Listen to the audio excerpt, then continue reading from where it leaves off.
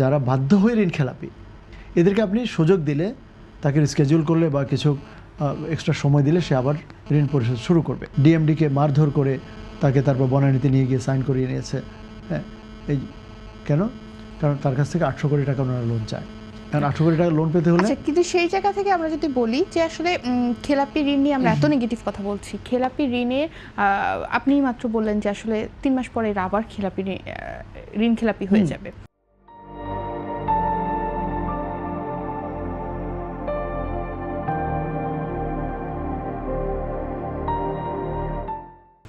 এখানে কি আসলে আশাজনক বা আসলে পজিটিভ কিছু নেই যে আসলে ঋণ খেলাপি যারা হয়েছে, এখানে তো অনেক বিজনেসম্যানরা আছে যারা গত 2 বছর অনেক বেশি ক্ষতির সম্মুখীন হয়েছে, ক্ষতির সম্মুখীন হয়ে তারা ঋণ খেলাপির তকমা পেয়েছে। অনেক বিজনেসম্যান আছে, আমি সাধারণ ওভারঅল বলছি, আছি না?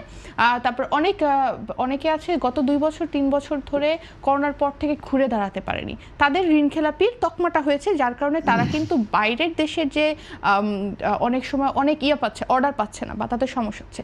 সেই জায়গায় কি এখানে কোনো পজিটিভ দিক নেই?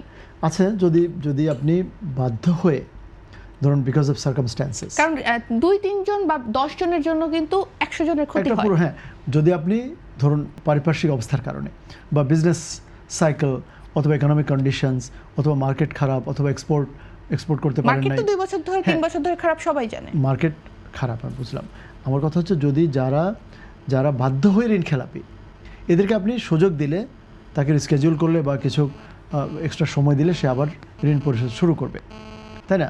কিন্তু আমাদেরকে এই একটা ভুল ধারণা এখন বাজারে যে ঋণ খেলাপি হয়েছে তারা বিকজ করোনার সময়, মানে ব্যাপারটা এমন না যে তারা শত চেষ্টা করেও এই লোনটা শোধ করতে পারছিল না। ধরুন আপনার ইউনিভার্সিটিতে টিউশন ফি জমা হয়ে গেল 2 লাখ টাকা, এখন আপনি বললেন যে আমি তো স্যার চাইলেও আপনাকে এত তারিখের মধ্যে 2 লাখ টাকা আনতে পারছি না, আমাকে 1 মাস টাইম দেন অথবা 3 মাস আমি পে করি।